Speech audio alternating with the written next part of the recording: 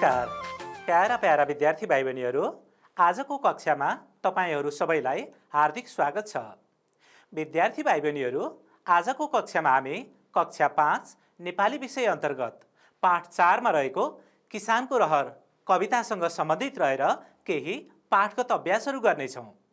विद्यार्थी भाइ बहिनीहरू, सम्झनुहोस् त हामीले अघिल्ला कक्षाहरूमा के पढेका थियौँ? हो त, हामीले अघिल्ला कक्षामा किसानको रहर कवितालाई लयबद्ध वाचन गरेका थियौँ। त्यसैगरी प्रत्येक पंक्तिको मुख्य अर्थ के रहेछ त्यो कुरालाई पनि बुझेका थियौँ। अनि भाइ बहिनीहरूले रम्भाई पाठगत अभ्यासहरू गर्नुभएको थियो। विद्यार्थी भाइ बहिनीहरू, तपाईले आफ्ना लागि चाहिने कापी, कलम, पाठ्यपुस्तक तयारी अवस्थामा राखिसक्नु भएको छ होइन त? स्याबास भाइ बहिनीहरू, तपाईहरू कति धेरै ज्ञानी हुनुहुन्छ। विद्यार्थी भाइ बहिनीहरू, अब आजको कक्षामा हामीहरू विभिन्न क्रियाकलापहरू गर्नेछौँ। यी क्रियाकलापहरू पाठसँग सम्बन्धित अभ्यास छन्। कतिपय अभ्यासहरू तपाईले पाठ्यपुस्तकमा भेट्न सक्नुहुन्छ र कतिपय चाहिँ तपाईलाई रमाइलो लागोस् भनेर मैले आफैले बनाएर अभ्यासहरू ल्याएको छु। विद्यार्थी भाइ बहिनीहरू, तपाईहरू सबैजना सक्रियतापूर्वक आजको क्रियाकलापमा सहभागी हुनुहोस्। भाइ बहिनीहरू, अब हामी पाठ्यवस्तुतर्फ अगाडि बढ्छौँ। हुन्छ? हेर्नुहोस् त, किसानको रहर यो पाठ शीर्षक हो अनि चित्र पनि देखिरहनु भएको छ। भाइ बहिनीहरू, यो चित्रका बारेमा त हामीले पहिलो पाठमा नै, पहिलो कक्षामा नै एकदम रमाइकन चित्रबोध गरेका थियौँ। तपाईहरूले अनुमान गर्नुभएको थियो अनि मैले त्यसलाई जोड्दै चित्र वर्णन पनि गरिदिएको थिएँ। सम्झनुहोस् त। विद्यार्थी भाइ बहिनीहरू, अगाडि हेर्दै गर्नुहोस् है। अभ्यास 8 मा रहेको छ उत्तर लेख्नुहोस्। तपाईले प्रश्नका उत्तरहरू लेख्ने अभ्यास गर्नुपर्छ। ध्यान दिएर हेर्नुहोस् है त। क प्रश्नमा के आउँदो रहेछ? किसानले के गरी पेट पाल्छ? सम्झनुहोस् त भाइ बहिनीहरू, किसानले के गरी पेट पाल्दो रहेछ? विद्यार्थी भाइ बहिनीहरू, तपाईहरूले अघिल्ला पाठहरूमा पनि यी कुराहरू बुझिसक्नु भएको छ। हामीले प्रश्नका उत्तर भन्दा अथवा लेख्दा आफूलाई जे मनमा आउँछ अथवा जे बुझिएको छ त्यो आधारमा चाहिँ उत्तर भन्न अथवा लेख्न पाइँदैन। उसो भए के गर्नुपर्छ त? ख्याल गर्नुहोस् त। हो त भाइ बहिनीहरू, हामीले पढेको पाठको आधारमै उत्तर भन्ने अथवा लेख्ने अभ्यास गर्नुपर्छ। ल सम्झनुहोस् त, किसानले के गरी पेट पाल्ने रहेछन्? हेर्नुहोस् है, तपाईलाई बुझ्न सजिलो होस् भनेर मैले कविताका पंक्तिहरू पनि ल्याएको छु। सानो छ खेत, सानो छ बारी, सानै छ जहान, नगरी काम पुग्दैन खान, साँझ र बिहान। अब यो पंक्तिबाट हामीले प्रश्नको उत्तर पहिचान गर्नुपर्छ, प्रश्नको उत्तर चिन्नुपर्छ। विद्यार्थी भाइ बहिनीहरू, म तपाईहरूलाई यो क प्रश्नको उत्तर लेख्ने तरिका सेतो पाटी मार्फत देखाउँछु। कसरी लेखिदो रहेछ हेर्नुहोस् है त। प्रश्न हेर्नुहोस् त। किसानले कसरी, के छ अब? के गरी छ, प्रश्न अनुसारै मिलाऊ। किसानले के गरी, अब के छ? पेट पाल्छ। पेट पाल्छ। हेर्नुहोस् त। उत्तर मैले कविताका पंक्ति पनि विद्यार्थी भाइ बहिनीहरूलाई देखाइसकेको छु। हेर्नुहोस् त भाइ बहिनीहरू, किसानले के गरी पेट पाल्ने रहेछ? हेर्नुहोस्, पहिला संरचना सिकाउँछु म भाइ बहिनीहरूलाई। किसानले, हेर्नुहोस् त, यो ठाउँ चाहिँ अब हामीले मुख्य उत्तर भर्ने ठाउँ हो। के गरी, हेर्नुहोस् त, हामीले प्रश्नको उत्तर यो ठाउँमा लेख्नु पर्यो। किसानले के गरी पेट पाल्ने होला? हो, खेतबारीमा काम गरी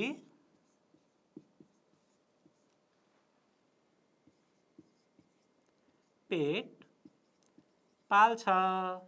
हेर्नुहोस् त भाइ बहिनीहरू, किसानले, हामीले प्रश्नबाट नै मिलाइरहेका छौँ। पेट पाल्छ, हेर्नुहोस् त, यहाँ पनि प्रश्नबाट मिलायौँ। मुख्य उत्तर चाहिँ के भयो अब? खेतबारीमा काम गरी। खेतबारीमा काम गरी, यो चाहिँ मुख्य उत्तर हो भाइ बहिनीहरू। तपाईहरूले प्रश्नको उत्तर भन्दा अथवा लेख्दा प्रश्नको संरचनालाई ख्याल गर्नुपर्छ र मुख्य उत्तर कहाँ पर्छ भन्ने कुरालाई बोध गर्नुपर्छ, बुझ्नुपर्छ। विद्यार्थी भाइ बहिनीहरू, तपाईहरूले यसै गरी अन्य प्रश्नका पनि उत्तरहरू लेख्न सक्नुहुन्छ। ल हेर्नुहोस् त, किसानले के गरी पेट पाल्ने रहेछ? खेतबारीमा काम गरी पेट पाल्ने रहेछ। उत्तर हेर्नुहोस् त, किसानले खेतबारीमा काम गरी पेट पाल्छ। सेतो पाटीमा पनि देखिहाल्नुभयो। र उत्तर लेख्ने तरिकालाई पनि हामीले ख्याल गर्नुपर्छ भाइ बहिनीहरू। यसरी मसिनोसँग कहाँ कसरी मिलाउँदै जानु पर्दो रहेछ भन्ने कुरालाई ख्याल गर्नुभयो भने तपाईलाई बुझ्न र उत्तर लेख्न झनै सजिलो पर्छ। विद्यार्थी भाइ बहिनीहरू, अब म तपाईहरूलाई अर्को प्रश्नको उत्तर देखाउँछु। पहिला प्रश्न हेर्नुहोस् अनि उत्तर हेर्नुहोस्। किसान कुन बेला खेतमा जान्छ? विद्यार्थी भाइ बहिनीहरू, तपाईले पढेका पाठबाटै यी उत्तरहरू ठम्ब्याउनु पर्ने हुन्छ। तपाईलाई बुझ्न सजिलो होस् भनेर मैले यो प्रश्नको उत्तर समेटिएको श्लोक 2 वटा पंक्तिलाई ल्याएको छु। पहिला त्यसलाई हेर्नुहोस् अनि त्यसपछि उत्तर ठम्ब्याउनुहोस्। बिहान पख झुल्किन्छ घाम देउराली पाखामा, असारे गीत घन्किन्छ अनि सुरिलो भाकामा। हेर्नुहोस् त, किसान कुन बेला खेतमा जाने रहेछ? हेर्नुहोस् त, बिहान पख झुल्किन्छ घाम देउराली पाखामा। हेर्नुहोस् त, असारे गीत घन्किन्छ अनि सुरिलो भाकामा। असारे गीत कहाँ घन्किन्छ भन्ने कुरा तपाईले बुझिसक्नु भएको छ। असारे गीत खेतमा घन्कन्छ भनेपछि किसान कुन बेला खेतमा जाने रहेछ? ख्याल गर्नुहोस् त। ल हेर्नुहोस् है त, तपाईको अनुमान मिल्छ अथवा तपाईको अनुमानलाई सच्याउनु पर्ने हुन्छ। ल हेर्नुहोस् त, किसान बिहान पख खेतमा जान्छ। बुझिहाल्नु भयो नि? यहाँ हेर्नुहोस् त, हो त। अब अर्को प्रश्न हेरौँ है त भाइ बहिनीहरू। सानी कसरी खेतमा जान्छे? सानी कसरी खेतमा जान्छे? अनुमान गर्नुहोस् त भाइ बहिनीहरू। सरासर खेतमा जान्छे। सानी सरासर खेतमा जान्छे। मिल्छ यो उत्तर? सानी लुरु लुरु खेतमा जान्छे। यो उत्तर मिल्छ होला? अथवा सानी पटुकी बाँधेर खेतमा जान्छे। अथवा सानी रातो पटुकी बाँधेर खेतमा जान्छे। कुन चाहिँ उत्तर मिल्छ होला भाइ बहिनीहरू? अनुमान गर्नुहोस् है त। भनेर सानी पटुकी रातो बाँधेर झरेकी, धमिलो खोला बाढीले होला कसरी तरेकी। बुझिहाल्नु भयो नि? ल उत्तर हेर्नुहोस् त। सानी रातो पटुकी बाँधेर खेतमा जान्छे। भाइ बहिनीहरूले यहाँनिर सानी पटुकी बाँधेर खेतमा जान्छे भनेर पनि लेख्न सक्नुहुन्छ। तर हामीले उत्तर लेख्दा सबै पक्षलाई समेट्नुपर्छ। पटुकी बाँधेर त्यो पनि उत्तर त मिल्यो, तर सबैभन्दा राम्रो उत्तर चाहिँ के हो? पटुकी कस्तो रङको थियो? रातो रङको थियो। ओ पाठमा अथवा कवितामा प्रयोग भएका यी विषयवस्तुलाई हामीले छरितोसँग उत्तर लेख्नुपर्छ। सानी पटुकी बाँधेर खेतमा जान्छे, यो उत्तर गलत हुने त होइन भाइ बहिनीहरू। तर यो भन्दा पनि राम्रो उत्तर चाहिँ के हो? हो त, यो भन्दा पनि राम्रो उत्तर सानी रातो पटुकी बाँधेर खेतमा जान्छे। बुझिहाल्नु भयो नि? अब अर्को प्रश्न हेरौँ त भाइ बहिनीहरू। कसरी खेती गरिन्छ? मैले अघि पनि भने खेती गर्ने तरिकाका बारेमा भाइ बहिनीहरूलाई सजिलैसँग थाहा छ। तपाईहरू खेतीपातीमा सहयोग गर्ने काम पनि गर्नुहुन्छ। कति विद्यार्थी भाइ बहिनीहरूले आफ्ना अभिभावकहरूलाई खेतीपातीमा सहयोग पुर्याउने गर्नुहुन्छ। म पनि खेतीपाती गर्छु, कहिलेकाहीँ खेतीपातीमा सहयोग गर्छु। हो, तर ती आधारमा हामीले उत्तर लेख्न पाउँदैनौँ, उत्तर भन्न पनि पाउँदैनौँ। पाठकै आधारमा उत्तर दिनुपर्छ। ल हेर्नुहोस् त भाइ बहिनीहरू कविताका पंक्तिहरू। काँधको शोभा हलो र जुवा हातमा कोदाली, जीवन धान्न गर्नु नै पर्ने उकाली ओराली। छुपु र छुपु हिलोमा धान रोपेर छोडौँला, बनाई कुलो लगाई पानी आएर गोडौँला। के काम गरिदो रहेछ भाइ बहिनीहरूलाई बुझ्न सजिलो होस् भनेर खेती गर्ने तरिका प्रयोग भएका पंक्तिहरूलाई मात्रै मैले यहाँ देखाएको छु। भाइ बहिनीहरूले यही तरिका अपनाएर अन्य अभ्यासहरू अथवा प्रश्नको उत्तर लेख्ने अभ्यास गर्नुपर्ने हुन्छ। मैले सजिलोको लागि यो देखाएको हुँ। ल विद्यार्थी भाइ बहिनीहरू, अब भन्नुहोस् त खेती कसरी गरिँदो रहेछ? हेर्नुहोस् त, खनजोत गर्नका लागि हल्लो जुवा चाहिँदो रहेछ। अब कसैले भन्नु होला ट्र्याक्टर पनि प्रयोग गर्न सकिन्छ भन्नु होला, त्यो चाहिँ भन्न पाइएन। अब हेर्नुहोस्, हिलोमा छुपु छुपु धान रोप्नु पर्दो रहेछ, कुलो बनाएर पानी लगाउने अथवा सिंचाइ गर्ने काम गर्नु पर्दो रहेछ। यही कुरालाई मिलाएर लेख्नु पर्यो। हेर्नुहोस् है त, खेतबारी खनजोत, बिरुवाको गोडमेल र सिंचाइ गरेर खेती गरिन्छ। ल हेर्नुहोस् त कसरी खेती गरिन्छ, खेती गर्ने तरिकाका बारेमा हामीले उत्तर लेख्यौँ। विद्यार्थी भाइ बहिनीहरू, प्रश्नको उत्तर लेख्ने यो तरिका राम्रोसँग बुझ्नुभयो होइन त? तपाईहरूले आफूलाई आवश्यक पर्ने कुरा टिपोट गर्दै पनि जानुहोस्, अनि अहिले नै लेखेर सक्न तपाईहरूलाई गाह्रो पर्छ। विद्यार्थी भाइ बहिनीहरू, यो कक्षा सकिसकेपछि अथवा फुर्सदको समयमा तपाईहरूले लेख्ने अभ्यास पनि गर्नुहोस् र आफूले लेखेका प्रश्नका उत्तरहरू, अभ्यासहरू आफ्ना अभिभावकलाई देखाउनुहोस्, आफ्ना दाइ दिदीहरूलाई देखाउनुहोस् अनि साथीहरूसँग पनि छलफल गर्नुहोस्। हुन्छ? विद्यार्थी भाइ बहिनीहरू, प्रश्नको उत्तर लेख्ने तरिका तपाईहरूले यो क्रियाकलापमा सिक्नुभयो। अब तपाईहरूलाई म अर्को क्रियाकलापतर्फ अगाडि बढाउँछु। ध्यानपूर्वक हेर्नुहोस्, सुन्नुहोस् र बुझ्नुहोस्। हुन्छ? अभ्यास 10 हेर्नुहोस् त भाइ बहिनीहरू। वाद विवाद प्रतियोगिता वा कविता वाचन भएका ठाउँमा जानुहोस् र त्यहाँ मानिसहरू के गर्छन् भन्नुहोस्। विद्यार्थी भाइ बहिनीहरूले पाठमा पनि यो अभ्यासलाई पढ्न सक्नुहुन्छ। त्यहाँ चाहिँ तपाईलाई थप अभ्यास पनि दिएको छ। यसमै थप अभ्यास दिएको छ भाइ बहिनीहरू। तपाईहरूले कविता प्रतियोगिता अथवा वाद विवाद प्रतियोगिता भएको ठाउँमा गएर साथीहरूले, आफ्ना दाइ दिदीहरूले विद्यालयमा कसरी बोल्दा रहेछन्, उनीहरूले बोलेको सुनेर राम्रा र नराम्रा लागेका कुराहरू पनि छलफल गर्नुहोस्, टिपोट गर्नुहोस् भनेको छ। यो अभ्यास त तपाईहरूले आफ्ना विद्यालयमा भएका कविता वाचन प्रतियोगिता, वाद विवाद प्रतियोगितासँग सम्बन्धित रहेर क्रियाकलाप गर्नुपर्ने हुन्छ। तपाईलाई यस किसिमका अभ्यास गर्न सजिलो होस् भनेर मैले वाद विवाद प्रतियोगितासँग सम्बन्धित पहिला चित्र देखाउँछु अनि त्यसका बारेमा तपाईँ अनुमान गर्नुहोस्। म छलफल र वर्णन पनि गरिदिन्छु। सुन्नुहोस् है त भाइ बहिनीहरू। हेर्नुहोस् त, यो चित्र देखिहाल्नुभयो। यहाँ पढ्नुहोस् त भाइ बहिनीहरू। यो तुलमा के लेखिएको छ? वाद विवाद प्रतियोगिता, वाद विवाद प्रतियोगिता। वाद विवाद प्रतियोगिता भाइ बहिनीहरूले आफ्ना विद्यालयमा पनि हेर्नु भएको छ, यसका बारेमा जान्नु भएको छ, बुझ्नु भएको छ। सम्झनुहोस् त, वाद विवादका कुन कुन शीर्षकमा तपाईहरूले वाद विवादमा बोलेका कुराहरू देख्नु भएको अथवा सुन्नु भएको थियो?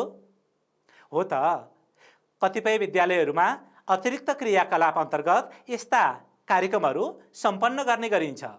सम्झनुहोस् त भाइ बहिनीहरू, याद गर्नुहोस् त।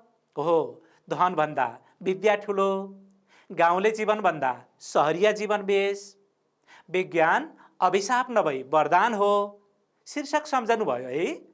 अब ती कार्यक्रमहरूमा के भएको थियो त्यसलाई पनि अनुमान गर्नुहोस् अनि यो चित्रलाई पनि ख्याल गर्नुहोस्। हेर्नुहोस् त, यहाँ एकजना व्यक्ति अगाडि माइक छ, बोल्दैछन्। को होलान् उनी? उनको नाम नै त हामी कसरी जान्न सक्छौँ र? तर यसरी कार्यक्रम सञ्चालन गर्ने व्यक्तिलाई उद्घोषक भन्छन्। उनी पक्कै पनि उद्घोषक हुन्। किन भन्नुहोस् त, उनले बोल्ने वक्तालाई बोलाएका छन्। त्यसै कारणले हेर्नुहोस् त, यहाँ छात्रा बोल्नका लागि अगाडि बढ्दैछिन्। हेर्नुहोस् त भाइ बहिनीहरू। हो, पक्कै पनि उनी बोल्नका लागि अगाडि जाँदैछिन्। ल अनुमान गर्नुहोस्, यी व्यक्ति उद्घोषक हुन्। अनि यता हेर्नुहोस् त, यहाँ दुईजना व्यक्ति बसिरहेको देख्नु भएको छ। यता अर्को व्यक्ति हुनुहुन्छ। पक्कै पनि उहाँहरू गण्यमान्य भद्र बलादमी पनि भन्न सकिन्छ। तर त्योभन्दा बढ्ता के हो, विद्यालयमा वाद विवाद कार्यक्रम हुँदा को व्यक्तिहरू आउने गर्नुभएको छ तपाईँहरूको विद्यालयमा? सम्झनुहोस् त। हो, उहाँ चाहिँ सभाध्यक्ष जस्तो लाग्यो मलाई त। सभाध्यक्ष भनेको कार्यक्रमका मुख्य व्यक्ति। आसन ग्रहण सबैभन्दा पहिला सभाध्यक्षलाई गराइन्छ।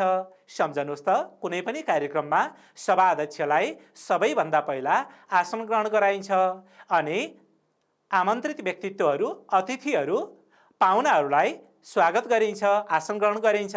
हेर्नुहोस् त, त्यस्तै लाग्यो। अब यतापट्टि हेर्नुहोस् त भाइ बहिनीहरू, कापी कलम लिएर दुईजना व्यक्ति बसिरहेको देख्छौँ हामी। पक्कै पनि उहाँहरू निर्णायक मण्डल हुनुहुन्छ। भनाइको मतलब विद्यार्थीहरूले, कार्यक्रममा बोल्ने वक्ताहरूले कस्तो बोले, को प्रथम भयो, को द्वितीय भयो र को तृतीय भयो, यो छुट्याउनका लागि निर्णायक मण्डल यहाँ बसिरहेका छन्। अब यता हेर्नुहोस् त भाइ बहिनीहरू, यी चाहिँ दर्शक अथवा श्रोता हुन्, कार्यक्रम हेर्न बसिरहेका व्यक्तिहरू हुन्। यसो हेर्दाखेरि यहाँ चाहिँ विद्यार्थी साथीहरू मात्रै बसिरहेका छैनन्, समुदायका विभिन्न व्यक्तिहरू पनि बसिरहे जस्तो लाग्यो। महिला पुरुषहरू हामी देखिरहेका छौँ र प्रतिस्पर्धीहरू चाहिँ यता छोपिएर बसे जस्तो लाग्छ। पक्कै पनि हो, वाद विवादमा एकजना व्यक्तिले मात्रै त बोल्ने काम हुँदैन नि त भाइ बहिनीहरू। ओ पालैसँग आफ्नो पालोमा अगाडि आएर आफ्ना अभिव्यक्तिहरू दिने काम हुन्छ। भाइ बहिनीहरू, यो चित्रको बारेमा मैले तपाईँलाई के बुझिँदो रहेछ त्यसका बारेमा बताएँ। अब तपाईँले यो चित्रका साथसाथमा आफ्ना विद्यालयमा हुने कार्यक्रमहरूका बारेमा पनि बुझ्नुहोस्। मैले वाद विवाद प्रतियोगितामा भएका, हुने गरेका कामका बारेमा तपाईँलाई बुझ्न सजिलो होस् भनेर केही बुँदाहरू ल्याएको छु। ती बुँदालाई अब पालै पालो हेरौँ। हुन्छ, उद्घोषकले कार्यक्रम सञ्चालन गर्ने। वाद विवाद प्रतियोगितामा, वाद विवाद कार्यक्रममा उद्घोषकको काम भनेको कार्यक्रम सञ्चालन गर्नु हो। हेर्नुहोस् त, सभाध्यक्षलाई आसन ग्रहण गराइने। सभाध्यक्ष भनेको कार्यक्रमका मुख्य व्यक्ति। विद्यालयमा प्रधानाध्यापकलाई सभाध्यक्षको आसन ग्रहण गराइन्छ। ख्याल गर्नुहोस्, सधैँ प्रधानाध्यापक नै सभाध्यक्ष हुनुहुन्छ भन्ने चाहिँ होइन। कहिलेकाहीँ विद्यालय व्यवस्थापन समितिका अध्यक्ष पनि सभाध्यक्ष हुन सक्नुहुन्छ। यसलाई पनि अनुमान गर्नुहोस् है भाइ बहिनीहरू। अतिथिहरू र निर्णायक मण्डललाई आसन ग्रहण गराइने। उद्घोषकले वक्ताहरूलाई प्रस्तुतिका लागि पालै पालो बोलाउने। उद्घोषकले बोलाइसकेपछि मात्र वक्ताहरू अगाडि गएर आफ्ना भनाइहरू दिनुपर्ने हुन्छ। वक्ताहरूले अनुमान गर्नुहोस् त भाइ बहिनीहरू, सम्झनुहोस् त आफ्नो विद्यालयमा भएका कार्यक्रमहरू। कार्यक्रमका सभापति महोदय, निष्पक्ष निर्णायक मण्डल, विभिन्न ठाउँबाट पाल्नुभएका साथीहरू, मेरा प्रतिस्पर्धी र अन्य उपस्थित व्यक्तिहरूमा सर्वप्रथम हार्दिक स्वागतसहित अभिवादन व्यक्त गर्दछु। यसरी साथीहरूले, आफ्ना विद्यालयका दाइ दिदीहरूले वक्तृत्व कला प्रतियोगितामा बोल्नु भएको कुरालाई याद गर्नुहोस् त। हो, त्यसैसँग सम्बन्धित छ। अर्को बुँदा हेरौँ है त भाइ बहिनीहरू। प्रत्येक वक्ताले पक्ष वा विपक्षबाट 5 मिनटभित्र तर्क राख्ने। पक्ष वा विपक्ष भनेको के हो त भाइ बहिनीहरू? शीर्षक सम्झौँ है। धनभन्दा विद्या ठुलो। मानौ यो शीर्षकमा वाद विवाद प्रतियोगिता भइरहेको छ भने यसमा दुईवटा भाग छन्। यो शीर्षकमा दुईवटा भाग छन्, एउटा पक्ष, अर्को विपक्ष। पक्ष के हो? धनभन्दा विद्या ठुलो। विद्या ठुलो पक्ष हो। बोल्ने वक्ताले विद्या ठुलो भनेर बोल्नुपर्ने हुन्छ। अर्को खण्ड के हो? धन ठुलो भन्ने पक्ष हो। बोल्ने वक्ताले धन ठुलोबाट बोल्नुपर्ने हुन्छ। र सिङ्गो शीर्षकलाई दुई भागमा बाँडिएको छ यसरी। हेर्नुहोस् त, धनभन्दा विद्या ठुलो। एक थरीले धन ठुलो भनेर आफ्ना प्रस्तुति दिनुपर्छ र अर्का थरीले विद्या ठुलो भनेर आफ्ना प्रस्तुति दिनुपर्छ। त्यसैले यहाँ पक्ष र विपक्ष भनिएको हो। अर्को बुँदा हेर्नुहोस् त, वक्ताहरूले बोलिसकेपछि निर्णायक मण्डलले निर्णय सुनाउने। ख्याल गर्नुहोस् त भाइ बहिनीहरू, कार्यक्रममा बोल्नेहरू सबै प्रथम, द्वितीय अथवा तृतीय हुन पाउँछन् त? हुन सक्छन् त? यो कुरा त सम्भव छैन।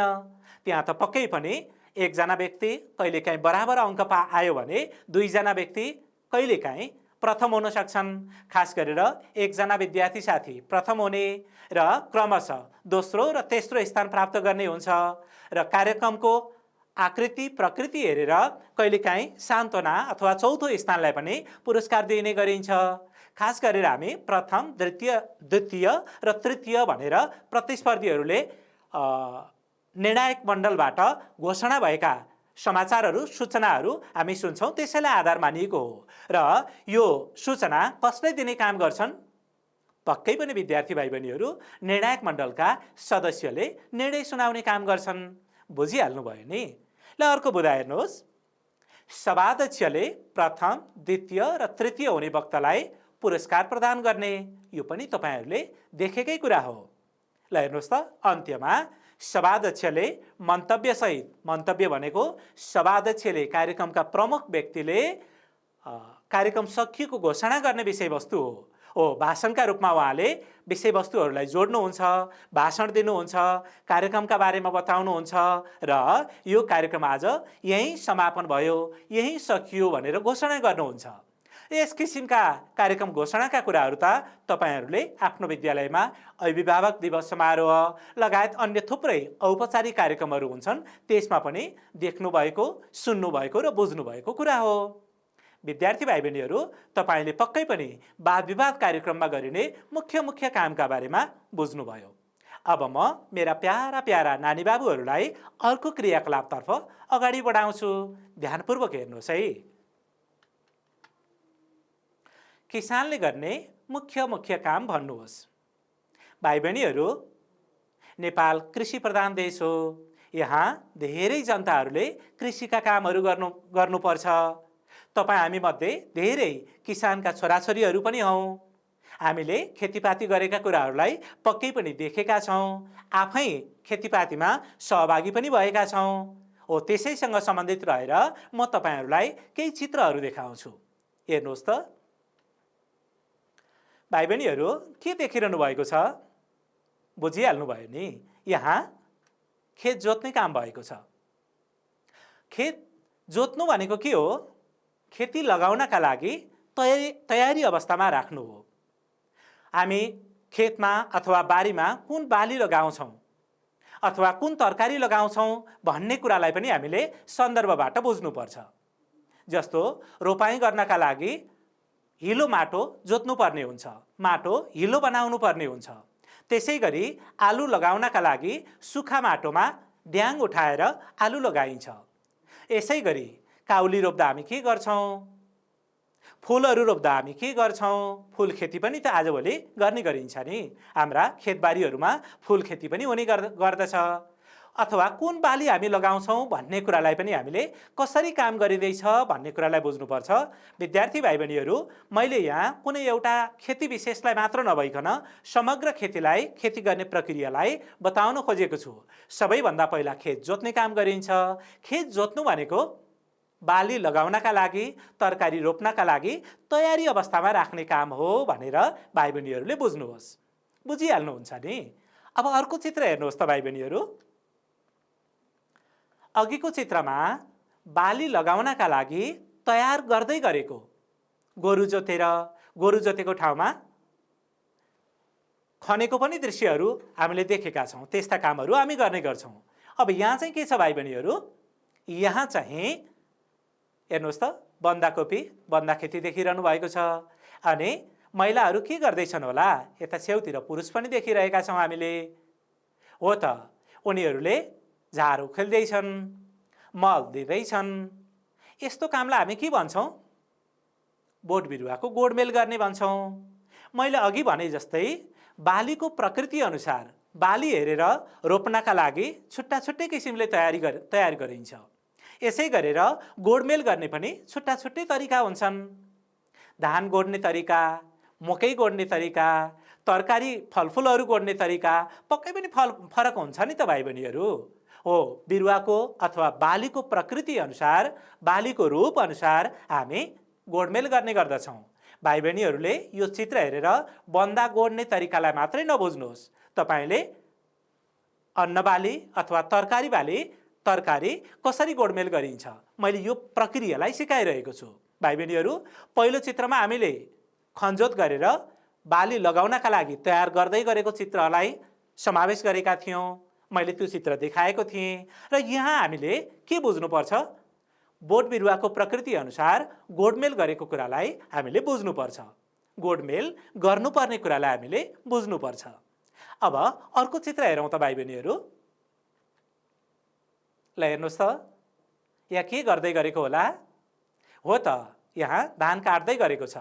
हामी धान काट्नका लागि मानिसहरू अथवा काम गर्ने व्यक्तिहरू मात्रै सहभागी हुँदैनौँ। आजभोलि थुप्रै प्रविधिहरू आएका छन्। ती प्रविधिमा आधारित भएर किसानहरूले खेतीपाती गर्न सक्छन्। ल हेर्नुहोस् त भाइ बहिनीहरू, तपाईँलाई यो बुझ्न सजिलो होस्, रमाइलो लागोस् भनेर मैले यहाँ यन्त्रले धान काट्दै गरेको चित्र ल्याएको छु। ल हेर्नुहोस् त, यहाँदेखि नै हेर्नुहोस् त, धान ढलिरहेको छ, अथवा धान काटिएको छ। धान केले काटेको होला? यो यन्त्रले धान काटिएको हो। यो यन्त्रद्वारा धान काटिएको हो। कतिपय विद्यार्थी भाइ बहिनीहरूको आफ्नो घरमा पनि यस किसिमका यन्त्रहरू छन्। टोल छिमेकमा पनि हामीले यस किसिमका यन्त्र प्रयोग भएको देखेका छौँ। र कतिपय विद्यार्थी भाइ बहिनीहरूले चित्रलाई मात्रै पनि आधार मान्नुपर्ने हुनसक्छ। भाइ बहिनीहरू, प्रकृति अनुसार यी चित्रहरूलाई बुझ्दै जानुहोस्। बुझिहाल्नुभयो नि? र विद्यार्थी भाइ बहिनीहरू, यो तीनवटा चित्रलाई नै एकचोटि फेरि ख्याल गरौँ त। मैले अघि देखाएका चित्रहरू हेर्नुहोस् त, यहाँ बाली नाली लगाउनका लागि तयार भइरहेको छ। तयार भएको जमिनमा बाली नाली अथवा तरकारी लगाइसकेपछि आवश्यकता अनुसार गोडमेल गर्नुपर्छ। यहाँ गोडमेलको काम भइरहेको छ। अब यहाँ हेर्नुहोस् त, बाली भित्र्याउने अथवा थन्क्याउने काम हुँदैछ। अब यसलाई सुकिसकेपछि चुट्ने अनि त्यसलाई घरमा लैजाने अथवा बजारमा लैजाने यी कामहरू हुने गर्छन्। भाइ बहिनीहरू, अब किसानले के काम गरेका छन् त्यो कुरालाई बुझ्नुहोस्। खेतबारी खनजोत गर्ने, खेतबारीमा बाली नाली लगाउने, बुझिहाल्नुभयो नि? आवश्यकता अनुसार सिँचाइ गर्ने। भाइ बहिनीहरू, आवश्यकता अनुसार सिँचाइ भनेको कतिपय बाली नालीलाई धेरै पानी चाहिन्छ, कतिपय बाली नालीलाई थोरै पानी भए पनि पुग्छ। जस्तै धानका लागि, धान खेती गर्नका लागि धेरै पानी चाहिन्छ। यसको तुलनामा काउली, बन्दाकोपी अनि आलु जस्ता तरकारीहरूका लागि थोरै पानी भए पुग्छ। हो त, मकैका लागि पनि थोरै पानी भए पुग्छ। त्यही कुरालाई यहाँ आवश्यकता अनुसार सिँचाइ गर्ने भनिएको हो। अर्को बुदा हेर्नुहोस्, बाली नाली गोडमेल गर्ने, बाली नाली भित्र्याउने, बाली नाली बजारसम्म पुर्याउने। भाइ बहिनीहरू, बाली नाली र साथसाथमा तरकारी, अन्न बाली र तरकारी फरक कुरा हुन् नि त। त्यसलाई पनि तपाईहरूले समेट्न सक्नुहुन्छ। र मैले खेती किसानीसँग सम्बन्धित कुरा मात्रै यहाँ राखेँ। तपाईहरूले पशुपालन व्यवसायलाई पनि यहाँ जोड्न सक्नुहुन्छ। बुझिहाल्नुभयो नि? यो तरिका अपनाएर हामीले किसानले गर्ने मुख्य कामहरूका बारेमा छलफल गर्ने र भन्ने अथवा लेख्ने पनि अभ्यास गर्न सक्छौँ।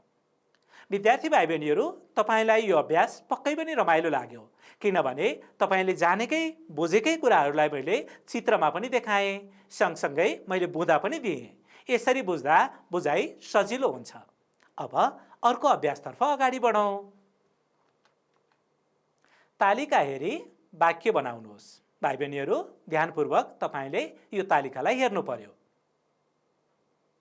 भाइ खेतमा, हेर्नुहोस् त, यहाँ यो ठाडो रूपमा नामहरू छन्। यहाँ बीचमा चाहिँ खेतमा छ। अब यता हेर्नुहोस्, यहाँ क्रियापदहरू छन्। भाइ खेतमा जान्छे, मिल्छ त यो वाक्य? तपाईले मिल्ने गरी वाक्य बनाउनु पर्यो। बहिनी खेतमा जान्छ, मिल्छ त? अनुमान गर्नुहोस् है। दाइ खेतमा जान्छिन्, पक्कै पनि यी वाक्यहरू मिल्दा जस्ता त लागेनन्। यसलाई कसरी वाक्य बनाउने होला? विद्यार्थी भाइ बहिनीहरू, तपाईहरू अनुमान गर्दै गर्नुहोस्। म एक दुईवटा वाक्यको नमुना सेतो पाटीमा लेखेर देखाउँछु, हेर्नुहोस् है त। सुरुमा के छ? भाइ, यसलाई क भनौँ भाइ बहिनीहरू। भाइ खेतमा, अब हामीले मिल्दो वाक्य लेख्नु पर्यो, क्रियापद लेख्नु पर्यो। भाइ खेतमा जान्छ, हेर्नुहोस् त। ख हेर्नुहोस्, भाइ पछि बहिनी, बहिनी खेतमा जान्छे। भाइ बहिनीहरू, यहाँ निम्न आदरको प्रयोग भएको छ अथवा भाइलाई त भनेर सम्बोधन गर्दा जान्छ क्रियापद लेखियो। यसै गरी बहिनीलाई त भनेर सम्बोधन गर्दा जान्छे क्रियापद लेखियो। हेर्नुहोस् त, भाइ खेतमा जान्छे मिल्छ त? मिल्दैन। बहिनी खेतमा जान्छ त्यो वाक्य पनि मिल्दैन। किन मिल्दैन याद गर्नुहोस् त, भाइ पुलिङ्ग हो, भाइले केटा मानिसलाई जनाइरहेको छ। अब हेर्नुहोस्, बहिनी केटीसँग सम्बन्धित शब्द हो। यसरी भाइ अथवा बहिनी अथवा लैङ्गिक आधारमा, लिङ्गका आधारमा पुरुष हो कि महिला हो, केटा हो कि केटी हो, छात्र हो कि छात्रा हो, त्यही आधारमा हामीले क्रियापद छनौट गर्नुपर्छ, क्रियापद लेख्नुपर्छ। हो यसै गरी तपाईँहरूले यो अभ्यास गर्नु पर्यो। विद्यार्थी भाइ बहिनीहरूलाई बुझ्न सजिलो होस् भनेर मैले सेतो पाटीमा केही नमुनाहरू देखाएँ। तपाईँले हेर्दै पनि यहाँ बुझिसक्नु भएको छ। भाइ बहिनीहरू, अब क्रमशः वाक्य बनाउँदै जाउँ है त। हेर्नुहोस् त, भाइ खेतमा जान्छ भर्खरै तपाईँले सेतो पाटीमा देख्नुभयो। बहिनी खेतमा जान्छे, यसमा पनि हामीले छलफल गऱ्यौँ। अब बाँकी हेर्नुहोस् त, दाइ खेतमा जानुहुन्छ, दाइलाई उच्च आदरको रूपमा सम्बोधन गरियो, दाइ खेतमा जानुहुन्छ। भाउजू खेतमा जानुहुन्छ। भाइ बहिनीहरू, भाइ पुरुष भएको कारणले गर्दा, भाइ केटा भएको कारणले गर्दा यहाँ जान्छ भनियो, तर यहाँ दाइ पनि पुरुष नै हो, तर जानुहुन्छ भयो किन? स्याबास भाइ बहिनीहरू, दाइलाई हामीले उच्च आदरका रूपमा सम्बोधन गर्छौँ, तपाईँ भनेर बोलाउँछौँ, तपाईँ भन्दै गफ गर्छौँ, त्यसकारण दाइ पुलिङ्ग भए पनि जानुहुन्छ क्रियापद भयो। यसै गरी भाउजूलाई पनि उच्च आदरका रूपमा सम्मान गर्छौँ, तपाईँ भन्दै हामी कुराकानी गर्छौँ, त्यसैले भाउजू स्त्रीलिङ्ग भए तापनि यहाँ उच्च आदरका रूपमा जानुहुन्छ क्रिया नै प्रयोग भयो। बुझिहाल्नुभयो नि? ल हेर्नुहोस् त भाइ बहिनीहरू, मनिता खेतमा जान्छन्, उदय खेतमा जान्छन्, सकिहाल्नुभयो नि? अब अर्को अभ्यास हेरौँ त भाइ बहिनीहरू। तालिका हेरी वाक्य बनाउनुहोस्। हेर्नुहोस् है, अघि जस्तै हो। म तरकारी काट्छु, म तरकारी काट्नुहुन्छ, यो त मिलिरहेको छैन। हामी तरकारी काट्छु, यहाँ पनि वाक्य मिलिरहेको छैन। तपाईँले यसलाई मिल्दो वाक्य बनाउनुपर्छ। हेर्नुहोस् है त, तपाईँले अनुमान गरेका उत्तर र मैले देखाएका उत्तरमा कतिको मेल खाँदो रहेछ। मिलेन भने केही छैन, त्यसलाई त सच्याउन पनि सकिहाल्नुहुन्छ नि।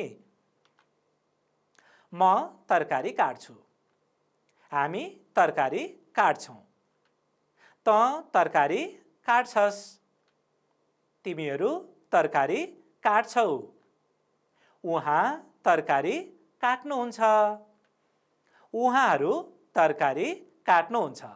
ल यहाँ हेर्नुहोस् त भाइ बहिनीहरू, म हामी, म एक वचन भयो, हामी बहुवचन भयो।